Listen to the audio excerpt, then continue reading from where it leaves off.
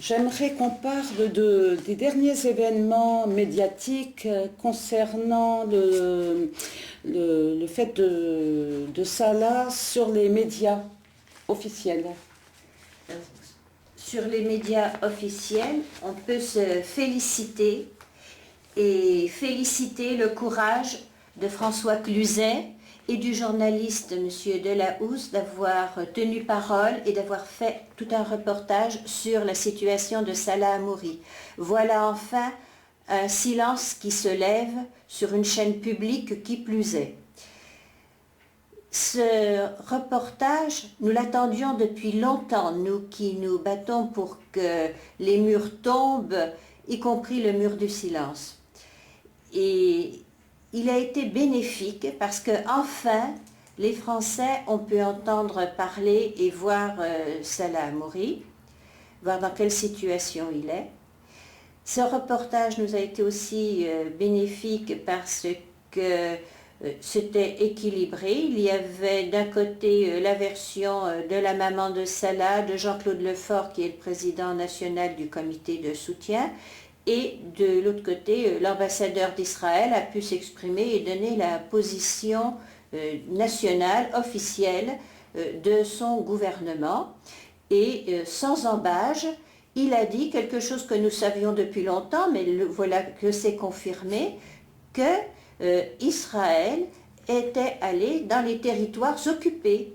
Et cela, c'est la première fois qu'on entend cette version officielle qui confirme ce que nous disions depuis longtemps.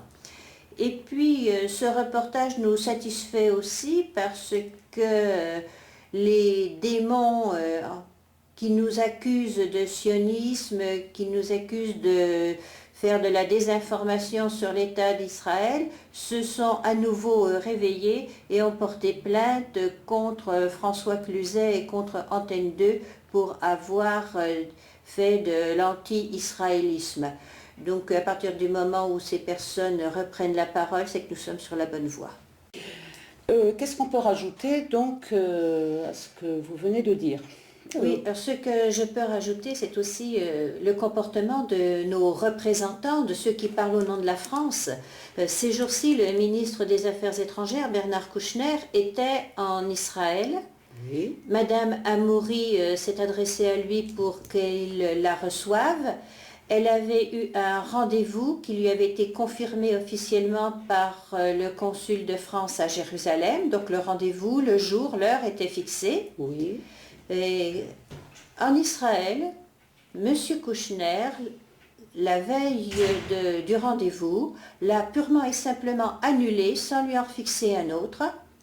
Donc on ne peut pas manifester plus grand mépris pour cette famille qui souffre, alors que dans le même temps, les langues se délient et on a appris que M. Shalit, le papa de Gilad Shalit, a lui été reçu. Alors on se réjouit des négociations qui ont lieu actuellement et qui vont peut-être arriver à la libération de Gilad Shalit, mais il faut faire attention à ne pas confondre les deux personnes.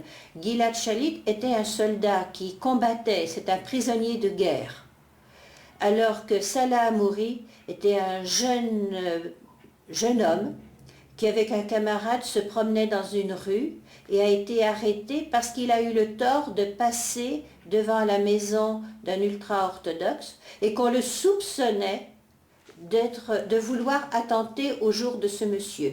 Donc d'un côté, on a un soldat qui est pris en otage pour fait de guerre et de l'autre, un prisonnier simplement en prison pour 7 ans parce que la justice israélienne fonctionne de cette façon-là, qu'il faut plaider coupable pour voir sa peine réduite de moitié, simplement sur un soupçon. Et j'en arrêterai là. Je crois qu'il faut que chacun comprenne que la situation de Salah Hamouri est une situation complexe, même vue en France, dans le contexte actuel de chasse aux étrangers. Oui. Il faut aussi relier les deux solutions. C'est peut-être aussi pour cela que notre gouvernement ne bouge pas beaucoup pour défendre notre compatriote. Donc nous aurons certainement besoin encore de tout le monde de tous ceux qui se sentent concernés par cette situation, en prenant bien garde que d'Israël, cette situation ne se développe pas, ne vienne pas jusqu'en France. Très bien.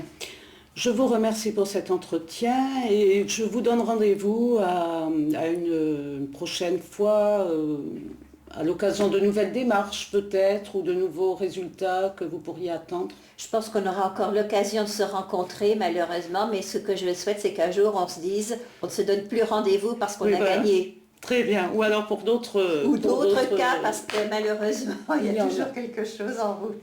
Merci beaucoup.